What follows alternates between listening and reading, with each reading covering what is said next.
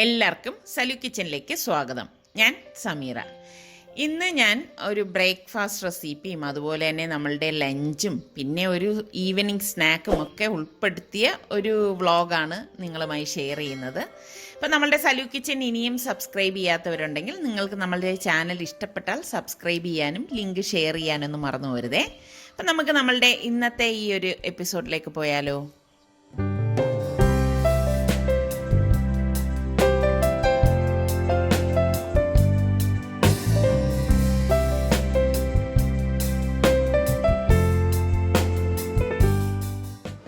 ബ്രേക്ക്ഫാസ്റ്റിന് വേണ്ടിയിട്ട് ഞാൻ തലേ ദിവസം രാത്രി തന്നെ കടല വെള്ളത്തിൽ ഇട്ടിട്ടുണ്ടായിരുന്നു.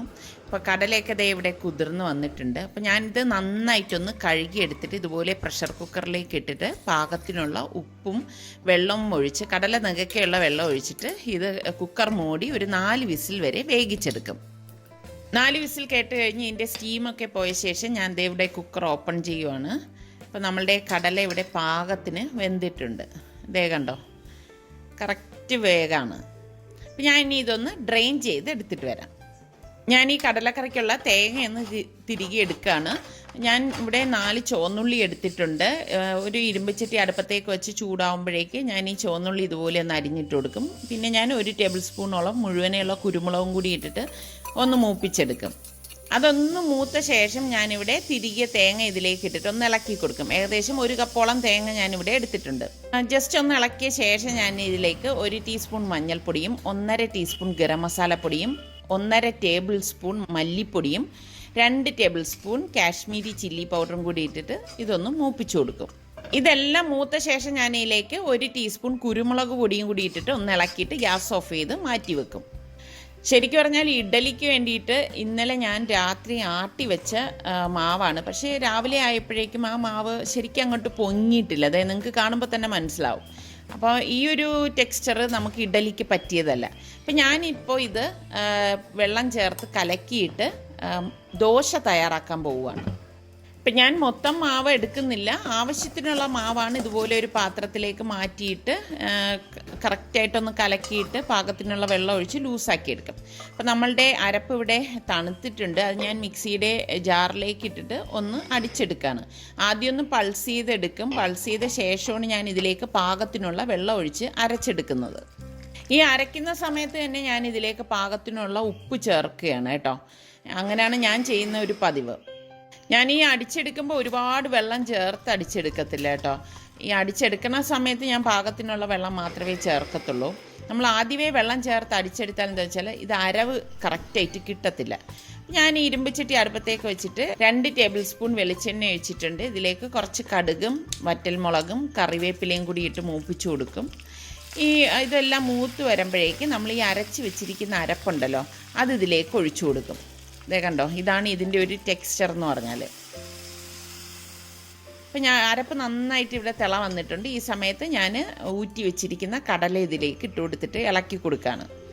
അപ്പം ഞാൻ നോക്കിയപ്പോഴേക്കും എനിക്കിവിടെ കറക്റ്റിന് വെള്ളം ഒഴിച്ചിട്ടാണ് ഞാനിവിടെ അരച്ചെടുത്തത്. അതുകൊണ്ട് തന്നെ വെള്ളം ഇനി ചേർക്കേണ്ട ആവശ്യമില്ല. കണ്ടോ, ഈ ഒരു ടെക്സ്ചറാണ് ഇവിടെ എല്ലാവർക്കും ഇഷ്ടം.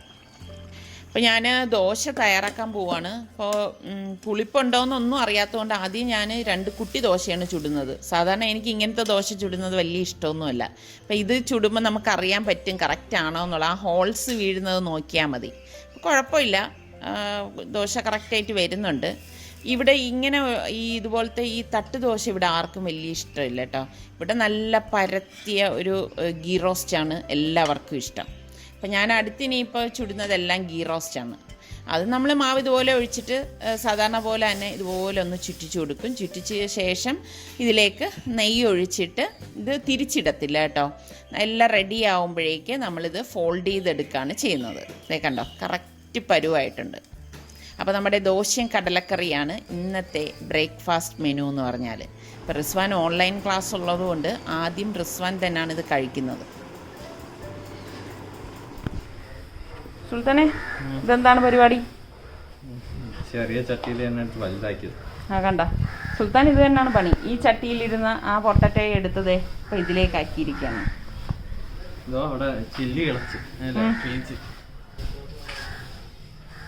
ഇവിടെ മുളകിൻ്റെ ആ വിത്ത് പാകിയിരുന്നാണ്. സുൽത്താൻ ഇങ്ങനെയൊക്കെ കമ്പ്യൂട്ടറൊക്കെ കഴിഞ്ഞ് കഴിഞ്ഞാൽ ഇങ്ങനെയൊക്കെ കുറച്ച് സമയം വന്നതെന്ന് ചിലവാക്കും. അത് അവൻ്റെ ഒരു സന്തോഷം. നിങ്ങൾ ഞങ്ങളുടെ ഫുൾ ഡേ വ്ളോഗ് കാണിക്കണം എന്ന് പറയുന്നത് കൊണ്ടാണ് ഇതുപോലെ ബ്രേക്ക്ഫാസ്റ്റും ലഞ്ചും ടീ ടൈം സ്നാക്കും ഒക്കെ ഉൾപ്പെടുത്തി കാണിക്കുന്നത്. അപ്പോൾ ഓൾറെഡി ഇത് നമ്മൾ ഈ ലഞ്ച് എപ്പോഴും കാണിക്കുന്നതാണ്. ഇന്നിപ്പം എനിക്ക് കിട്ടിയിരിക്കുന്ന മീൻ നെത്തോലിയും അയല മീനുമാണ്. അപ്പോൾ അത് വെച്ചിട്ടാണ് ഇന്ന് ഞാൻ ലഞ്ച് തയ്യാറാക്കുന്നത്. അപ്പോൾ ഇതിൻ്റെ റെസിപ്പിയൊന്നും ഞാനിപ്പോൾ ഡീറ്റെയിൽ ആയിട്ട് പറയുന്നില്ല, ഓൾറെഡി ഞാൻ കാണിച്ചിട്ടുള്ളതാണല്ലോ.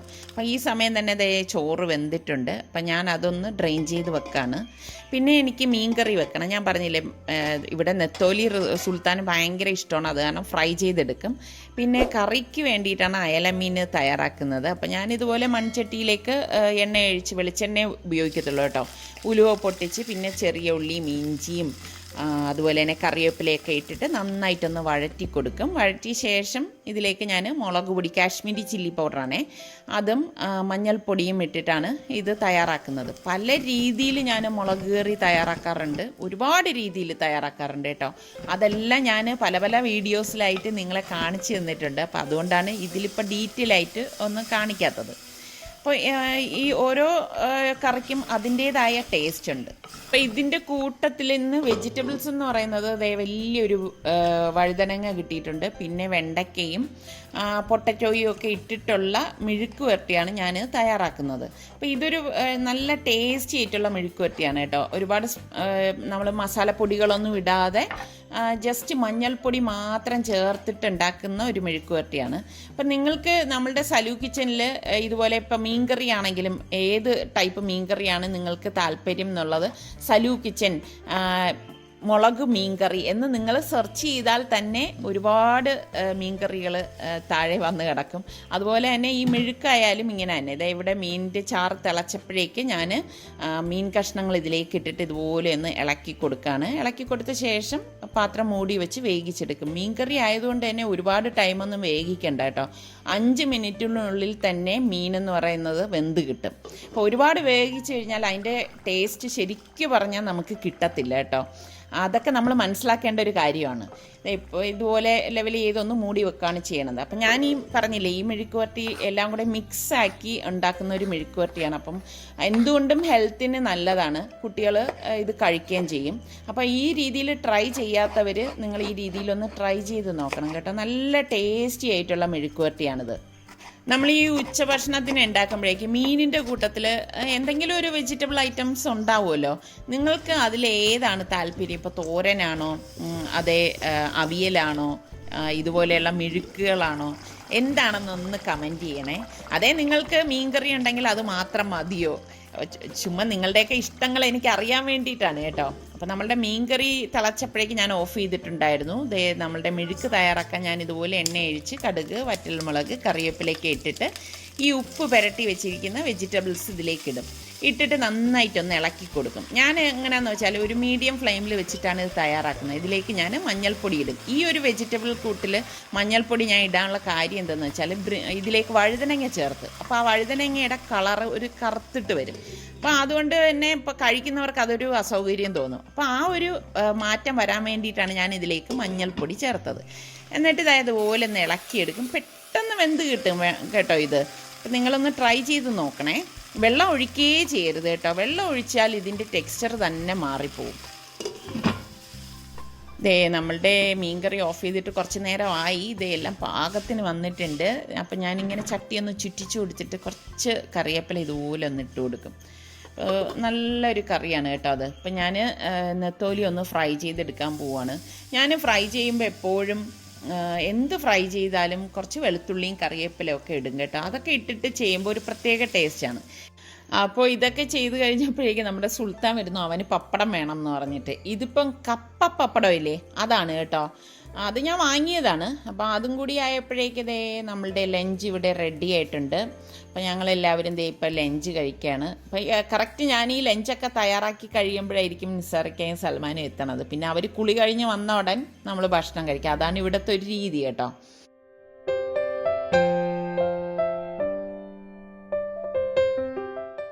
ഇപ്പോൾ വൈകുന്നേരം ആയപ്പോഴേക്ക് ഞങ്ങളുടെ നടയിൽ കുറച്ച് ദിവസം മുൻപ് നിസാറിക്കാനും സുൽത്താനും ഒക്കെ ഇവിടെയൊക്കെ ഒന്ന് വൃത്തിയാക്കിയ പുല്ല് ഇതുപോലെ കൂട്ടിയിട്ടിരുന്നു.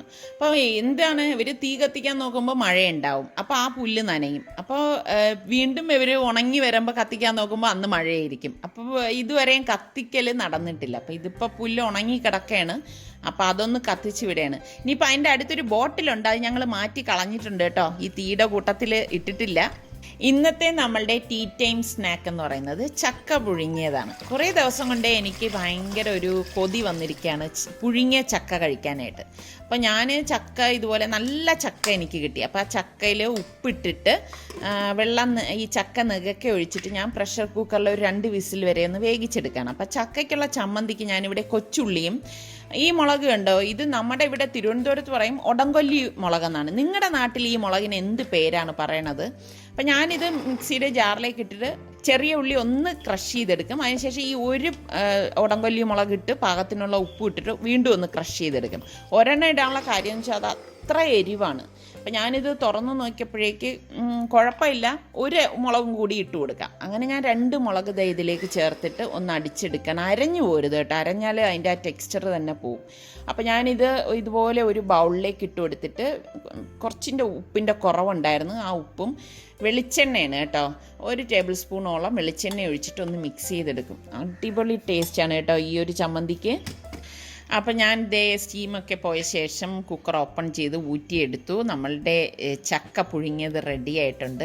നല്ല ടേസ്റ്റാണ് കേട്ടോ ഈ ചക്ക പുഴുങ്ങിയതും ഈ ഒരു ചമ്മന്തിയും കൂടെ ചൂട് ചായക്കൊപ്പം കഴിക്കാനുണ്ടല്ലോ, സൂപ്പർ ടേസ്റ്റാണ്. നല്ല അടിപൊളി ചക്ക പുഴുങ്ങിയതും നല്ല ഉള്ളിച്ചമ്മന്തി.